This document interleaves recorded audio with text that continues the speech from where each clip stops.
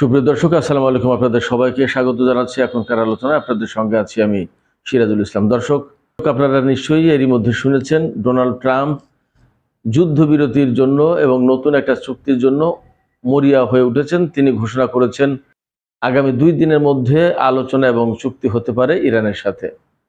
মার্কিন vice president JD Vance বলেছেন, ইরানের সাথে আমেরিকা ছোটখাটো কোনো চুক্তি নয়, গ্র্যান্ড ডিল অর্থাৎ বিরাট বড় চুক্তি করতে চান। এ বিষয়ে বল এখন ইরানের কোর্টে। এই ভিতরে সবচেয়ে গুরুত্বপূর্ণ যে আলোচনাটি রয়েছে সেটি হচ্ছে যে হরমুজ প্রণালীতে যে আমেরিকা ব্লকেট সৃষ্টি করেছে তার অবস্থা কি। সর্বশেষ তথ্য অনুযায়ী আমি মাত্র পাকিস্তানের ডন পত্রিকার খবর থেকে জানলাম যে আজকেও ইরানের বন্দর থেকে 2টো তেলবাহী বিশাল বড় জাহাজ হরমুজ প্রণালী পার হয়েছে মার্কিন ব্লকেট থাকা সত্ত্বেও। তার মানে আমেরিকার এই অবরোধ কার্যকর হয়নি।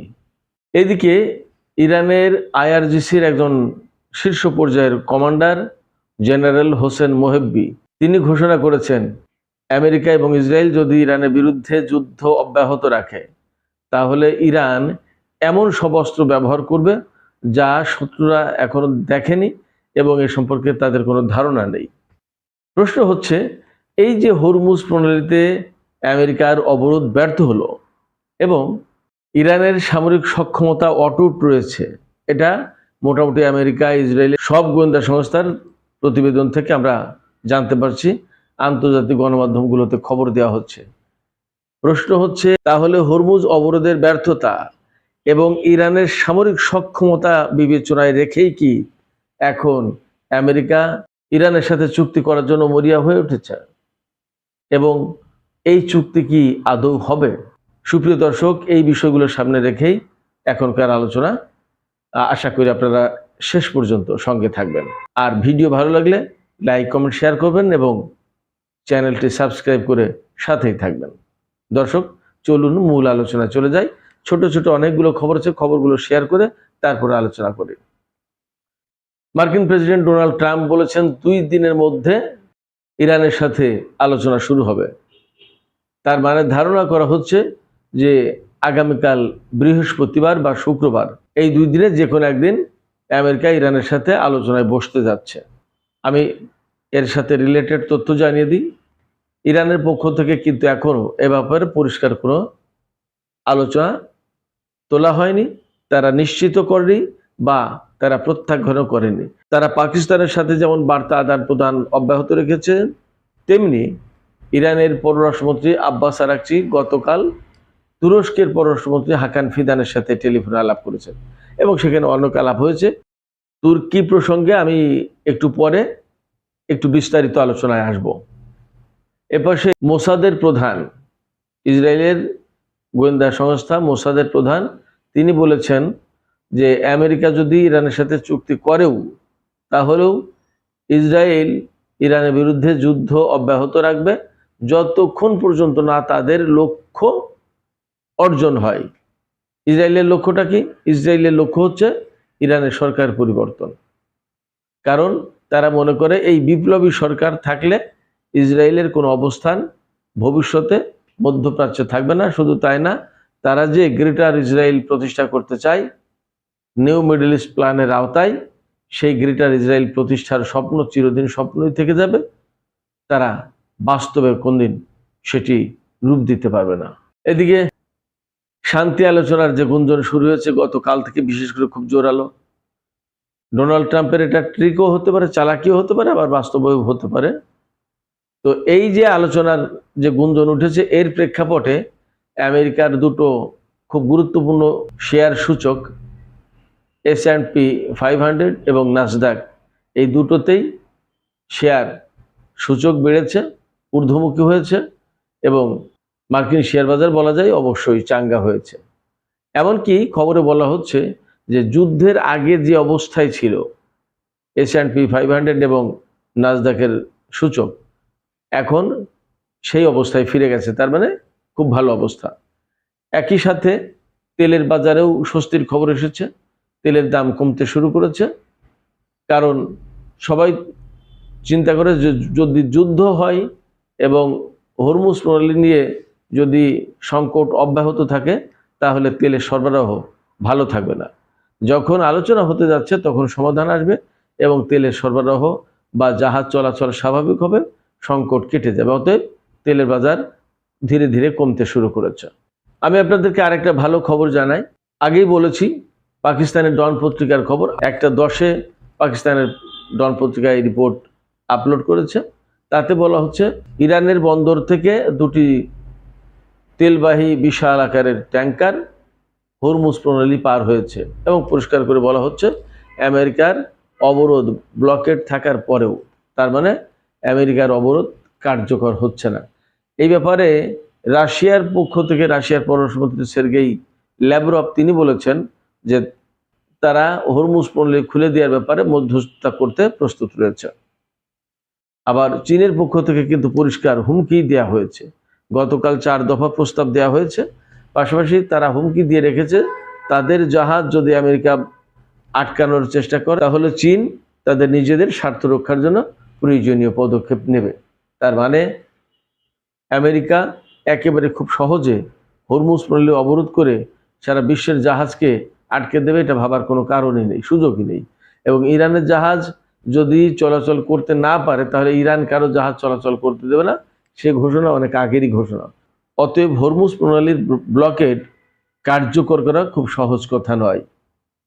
যুদ্ধের সময় পারেনি কোনো কিছু অর্জন করতে, এখন যুদ্ধ না করে যদি হরমুজ প্রণালী অবরোধ করতে চাইতে সেটা কি পারবে আমেরিকা? এটা অসম্ভব ব্যাপার।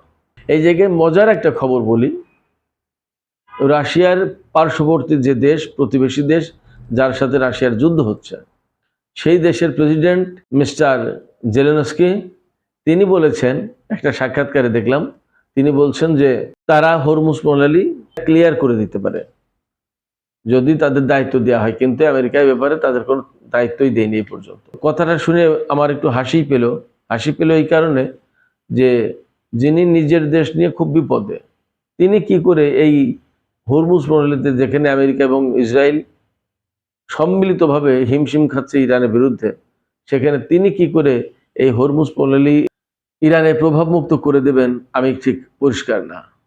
মজার তথ্য জানাই যে কাতার, বাহরাইন, সংযুক্ত আরব আমিরাত এরকম কয়েকটা দেশে তাদের বিমান বা আকাশ সুরক্ষা দেওয়ার জন্য, বিমান প্রতিরক্ষা ব্যবস্থা উন্নত করার জন্য দায়িত্ব নিয়েছিল। ইরান যে ক্ষেপণাস্ত্র এবং ড্রোন হামলা চালায় এইগুলো থেকে রক্ষা করার জন্য এই মিস্টার জেলেনস্কি সাহেবের দেশ বা তার সরকার দায়িত্ব নিয়েছিল এবং তারা 5টা প্রতিরোধ কেন্দ্র গড়ে তুলেছিল পারস্য উপসাগরীয় কয়েকটা দেশে, সম্ভবত কাতার, বাহরাইন এবং সংযুক্ত আরব আমিরাতে। কিন্তু দুঃখজনক হলেও বাস্তব তথ্য এই যে তার প্রত্যেকটা, অর্থাৎ 5টাই ধ্বংস করে দিয়েছে ইরান ক্ষেপণাস্ত্র মেরে। মিস্টার জেলেনস্কির দেশের পরিস্থিতি যখন এই, তার আকাশ প্রতিরক্ষা বা ক্ষেপণাস্ত্র প্রতিরক্ষা ব্যবস্থা যখন এই, তখন তিনি কিভাবে হরমুজ প্রণালী খুলে দেবেন তা পরিষ্কার নয়। এর ভেতরে ইরানের IRGC অর্থাৎ বিপ্লবী গার্ড বাহিনীর অন্যতম শীর্ষ পর্যায়ের কমান্ডার জেনারেল হোসেন মোহিব্বি তিনি একদম সুস্পষ্ট করে বলেছেন যে যদি আমেরিকা ইসরায়েল যুদ্ধ অব্যাহত রাখে তাহলে ইরান এমন সব অস্ত্র, নতুন নতুন অস্ত্র ব্যবহার করবে যা এর আগে ইরান ব্যবহার করেনি, এবং এই সমস্ত অস্ত্র সম্পর্কে শত্রুদের কোনো ধারণাই নেই। শুধু তাই না, তিনি কথা বলেছেন পরিষ্কার করে যে ইরান যদি এই সমস্ত অস্ত্র ব্যবহার করে তাহলে সেগুলো মোকাবেলা করার কোনো ক্ষমতা শত্রুদের নেই। ইরানের এই হুমকি বা এই হুঁশিয়ারি যে খুব ফাঁকা বলি না, তা তো আমরা অনেকটা প্রমাণ পেয়েছি। আমি অনেক আগে থেকেই বলে আসতাম যে ইরানের হাতে এমন হাইপারসনিক ক্ষেপণাস্ত্র আছে যা মোকাবেলা করার প্রযুক্তি আমেরিকা, ইসরায়েল কারোর হাতেই নেই। ফলে IRGCর এই কমান্ডারের যে বক্তব্য, যে এই হুঁশিয়ারি যে ফাঁকা বলি না, তা কিন্তু মোটামুটি নিশ্চিত। এবং আমরা দেখেছি যুদ্ধের শেষ পর্যায়ে প্রায় মাঝে মাঝেই ইরান নতুন নতুন ক্ষমতার অধিকারী এমন ক্ষেপণাস্ত্র, এমন প্রযুক্তি তারা কিন্তু ইন্ট্রোডিউস করেছে, চালু করেছে, এবং যেগুলো দেখে সত্যি সত্যি বিশ্ববাসী অবাক হয়েছে। এবং ইরানের সামরিক শক্তি দেখার পরেই মূলত অনেকেই কিন্তু আমেরিকার পক্ষে ইরানের বিরুদ্ধে যুদ্ধ করতে আসতে চায়নি, কারণ এর পরিণতি হবে ভয়াবহ, এটা তারা সবাই বুঝতে পেরেছে। মধ্যপ্রাচ্য, বিশেষ করে ইরানকে কেন্দ্র করে যখন ওই অঞ্চলে শান্তির একটা সুবাতাস বয়ে যাওয়ার সম্ভাবনা তৈরি হয়েছে, তখন তুরস্কের পক্ষ থেকে গত 2-3 দিন ধরে একটা কথা খুব গুরুত্ব দিয়ে বলা হচ্ছে যে তারা প্রয়োজনে ইসরায়েলের বিরুদ্ধে যুদ্ধ করবে ইরানের পক্ষ হয়ে। এই বক্তব্যটা কেন আমি এই কয়দিন আলোচনা করিনি, কিন্তু আজকে একটু বলি এই বক্তব্যটা কেন কেন এই বক্তব্য দিচ্ছে তুরস্ক। এর কয়েকটা দিক থাকতে পারে, আমি ছোট ছোট করে একটু বিশ্লেষণ করি। দেখুন, তুরস্ক এমন একটা দেশ যে দেশের প্রেসিডেন্ট রজব তাইয়িপ এরদোগান, কেউ বলে রিসেপ তাইয়িপ এরদোয়ান, রজব তাইয়িপ এরদোগানের নেতৃত্বাধীন যে তুরস্ক, এই তুরস্কের প্রতি মুসলিম বিশ্বের একটা বিরাট আশা আকাঙ্ক্ষা আছে। অনেকে মনে করে, প্রায় মাঝে মাঝে এরদোগান কিন্তু বলেন যে তিনি এটা করবেন সেটা করবেন, মুসলিমদের স্বার্থে এই করবেন সেই করবেন, বহু কিছু ইসরায়েলের বিরুদ্ধে কিন্তু অনেক কড়া কড়া বক্তব্য তিনি রাখেন। কিন্তু বাস্তবতা হচ্ছে এই পর্যন্ত ফিলিস্তিনি, লেবানন, ইরান কোনো পক্ষের হয়ে কিন্তু কার্যকর কোনো পদক্ষেপ তিনি নেননি।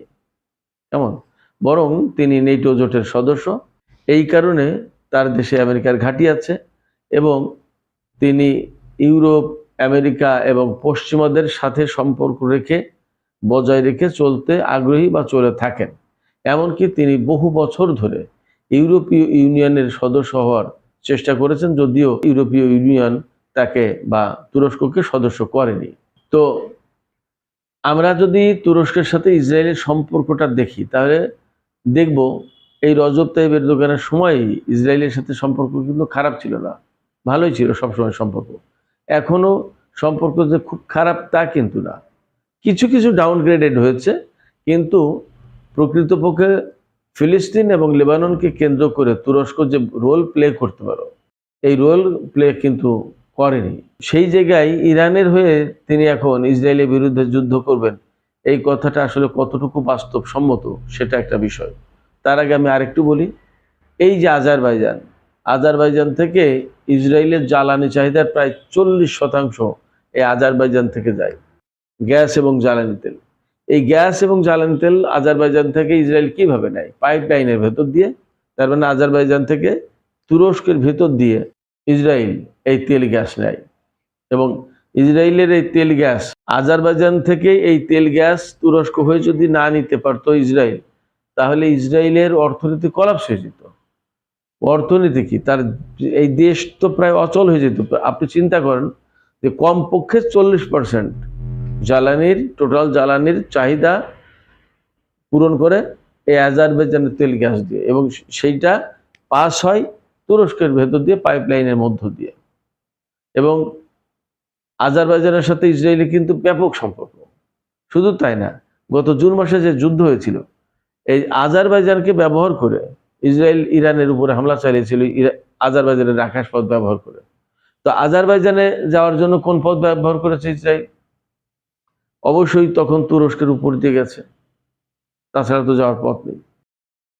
তুরস্কের এই যে ভূমিকাটা, এই যে বক্তব্যটা, এই বক্তব্যটা আসলে লোকজন খুব একটা ভালোভাবে গ্রহণ করে না। আমি আগেই বলেছি, মুসলিম বিশ্বের বিরাট একটা আশা আকাঙ্ক্ষা আছে, বিশেষ করে এরদোগানের নেতৃত্বাধীন এই তুরস্কের উপরে। কিন্তু এরদোগান তো সেই রকম কাজ করছেন না, বারবার তিনি বলেন কিন্তু কিছু করেন না, যার কারণে তার উপরে মানুষের হতাশা সৃষ্টি হয়েছে। অতএব রজব তাইয়িপ এরদোগান বা তুরস্ক যদি কোনো কিছু করতে চান মুসলিম বিশ্বের স্বার্থে, তাহলে সেটা বাস্তব পদক্ষেপ নিয়ে করে দেখাতে হবে। তাছাড়া এরকম মুখের কথায় সম্ভবত কোনো মানুষ তা বিশ্বাস করবে না। তো তারপরেও এই যে সমর্থন দিয়েছেন তুর্কি সরকারের কর্মকর্তারা যে ইরানের পক্ষে, ইসরায়েলের বিরুদ্ধে যুদ্ধ করবেন, এটা একটা সমর্থন বটে, একটা বক্তব্য, তো কিছু না হলেও তার একটা প্রভাব তো আছেই, স্বল্প মাত্রা হলেও। আমি প্রসঙ্গক্রমে আরেকটু বলি তুরস্ক প্রসঙ্গে। তুরস্ক এই যে এখন শক্ত কথা বলছে, কেন জানেন? তার প্রধান কারণ হলো আমেরিকা নেটো জোট থেকে বেরিয়ে যেতে পারে, এবং একথা মোটামুটি অনেক জায়গায় চর্চা হচ্ছে, আলোচনা হচ্ছে যে তুরস্ক হচ্ছে এর পরের টার্গেট ইসরায়েলের। তাই ইসরায়েল যদি তুরস্কের উপর হামলা চালায় এরপরে, তাহলে তুরস্ক হচ্ছে নেটোভুক্ত দেশ, নেটো জোটের সদস্য। তো নেটো জোটের কোনো সদস্য যদি আক্রান্ত হয় কোনো দেশের দ্বারা, তাহলে নেটো জোট মনে করবে যে সব দেশ আক্রান্ত হয়েছে, অতএব সব দেশ জোটবদ্ধভাবে ওই যে হামলাকারী দেশ তার বিরুদ্ধে যুদ্ধ করতে বাধ্য। এটা আর্টিকেল 5 আছে নেটো জোটের। আমেরিকা যদি নেটো জোটে থাকে আর ইসরায়েল যদি তুরস্কের উপর হামলা চালায়, তাহলে আমেরিকা কিন্তু এই যুদ্ধের, ইসরায়েল বিরোধী যুদ্ধের নেতৃত্ব দিতে বাধ্য। যদি না করে তাহলে কিন্তু প্রশ্ন উঠবে এবং নেটো জোট থাকবে কিনা, তখন কিন্তু নানান রকমের সংকট তৈরি হবে এবং তুরস্ক স্বাভাবিকভাবে বলতে পারবে যে আমেরিকা যখন ইরাক বা আফগানিস্তানে যুদ্ধ করেছে তখন তুরস্ক কিন্তু সেই জোটে থেকে যুদ্ধ করেছে বা রসদ, লজিস্টিক সাপোর্ট বা যে কোনোভাবে সাপোর্ট দিয়েছে। এখন কেন তুরস্ক যখন ইসরায়েল দ্বারা আক্রান্ত তখন কেন নেটো জোট আসবে না, এইরকম একটা প্রশ্ন থাকবে। সেক্ষেত্রে আমেরিকা নেটো জোট থেকে সরে পড়তে চায়, যাতে ইসরায়েল যদি কখনো তুরস্কের উপর হামলা চালায় তাহলে আমেরিকা যাতে ইসরায়েলের বিরুদ্ধে যুদ্ধ করতে বাধ্য না হয়। ইরানের পররাষ্ট্র মন্ত্রণালয় সারা বিশ্বের মানুষকে ধন্যবাদ জানিয়েছে। ইরানি পররাষ্ট্র মন্ত্রণালয় বলেছে যে ইসরায়েল এবং আমেরিকার বিরুদ্ধে যে ইরান প্রতিরোধমূলক যুদ্ধ করেছে, সেই যুদ্ধ চলাকালীন সারা বিশ্বের মানুষ, সেই যুদ্ধ চলাকালীন সারা বিশ্বের মানুষ যেভাবে সমর্থন দিয়েছে ইরানের প্রতি, তার জন্য ইরান ধন্যবাদ জানাচ্ছে বিশ্ববাসীকে এবং কৃতজ্ঞতা জানাচ্ছে। শুধু মুসলিম বিশ্ব না, সারা বিশ্বের মানুষ তো সমর্থন দিয়েছে। আপনারা খেয়াল করে থাকবেন, ব্রিটেন বলেছে এই যুদ্ধ নেটোর যুদ্ধ না, এই যুদ্ধ আমাদের যুদ্ধ না, এই যুদ্ধ ইসরায়েলের যুদ্ধ, আমেরিকার যুদ্ধ। স্পেন ইসরায়েলের সাথে কত কিছু করেছে, ইটালি, ফ্রান্স, ব্রাজিল, অস্ট্রিয়া অনেক বড় বড় বক্তব্য দিয়েছে, পদক্ষেপ দিয়েছে, এমনকি ইরানের পক্ষে তো ভেটো দিয়েছে ফ্রান্স। তো সেক্ষেত্রে এবার এই যুদ্ধের সময় আসলে বিশ্ববাসীর কাছ থেকে অনেক বড় সমর্থন পেয়েছে ইরান। একটা জায়গায় একটা আপত্তি আছে, সেটা হচ্ছে ওআইসি। ওআইসি 57 জাতির একটি মুসলিম সংস্থা, যে সংস্থার প্রধান কাজ হচ্ছে মুসলমানদের স্বার্থ সংরক্ষণ করা। সেই জায়গায় ইরানের বিরুদ্ধে যখন এই যুদ্ধ চাপিয়ে দিয়েছে তখন ওআইসির কোনো বক্তব্যই পাওয়া যায়নি, দেখা যায়নি। সেই জায়গা থেকে অনেকের মনে প্রশ্ন আছে বা অনেকে বলেন, আমাকেও বলেন, যে ওআইসি কেন একটু ভূমিকা রাখলো না, অন্তত একটা নিন্দা প্রস্তাব আনতে পারতো, নিন্দা করতে পারতো। তবে আমি এই যে মনে করি সেটা হচ্ছে যে এই জায়গায় ইরান একটা পক্ষ আর ইসরায়েল আর আমেরিকা আর একটা পক্ষ, কিন্তু ইসরায়েল আর আমেরিকার পক্ষে প্রত্যক্ষ হোক পরোক্ষ হোক যেভাবেই হোক সৌদি আরব, জর্ডান, কুয়েত, বাহরাইন, সংযুক্ত আরব আমিরাত, কাতার, এ সমস্ত দেশ ছিল। এদের ঘাঁটি মাটি আকাশপথ ব্যবহার করেছে আমেরিকা, ইসরায়েল। সেক্ষেত্রে সম্ভবত এই কারণে ওআইসির পক্ষ থেকে কোনো বক্তব্য বিবৃতি দেওয়া হয়নি। এটি আমার কাছে মনে হয় যে কারণেই হোক ওআইসি যে বিবৃতি দেয়নি বা কোনো বক্তব্য দেয়নি, নিন্দা প্রস্তাব আনেনি, এই বিষয়টা আমার মনে হয় যে ইতিহাসে একটা প্রশ্নের মুখোমুখি হয়ে থাকবে সবসময়। এটা কখনোই প্রশ্ন এড়িয়ে যেতে পারবে না। এখন তো সুপ্রিয় দর্শক, আজকের আলোচনা এখানেই শেষ করতে চাই। আলোচনা শেষের আগে আপনাদের কাছে মতামত জানতে চাই যে আসলে তুরস্কের অবস্থানটাকে আপনারা কিভাবে দেখেন? তারা কি প্রকৃত পক্ষেই ইসরায়েলের সাথে কখনো সংঘাতে জড়াতে চায় বা জড়াবে বলে মনে হয় আপনাদের? আর ওআইসির যে ভূমিকা, এই ভূমিকাটা কতটা কাঙ্ক্ষিত? এই ভূমিকাটা আসলে এমন থাকা উচিত নাকি আরো বেশি কিছু হওয়া উচিত ছিল? আপনাদের কি মনে হয়? সেসব মতামত জানিয়ে কমেন্টে লিখতে পারেন। আর ভিডিও ভালো লাগলে লাইক, কমেন্ট, শেয়ার করুন প্লিজ, এবং চ্যানেলটি সাবস্ক্রাইব করে সাথেই থাকুন। আপনাদের সবাইকে অনেক অনেক ধন্যবাদ। আল্লাহ হাফেজ।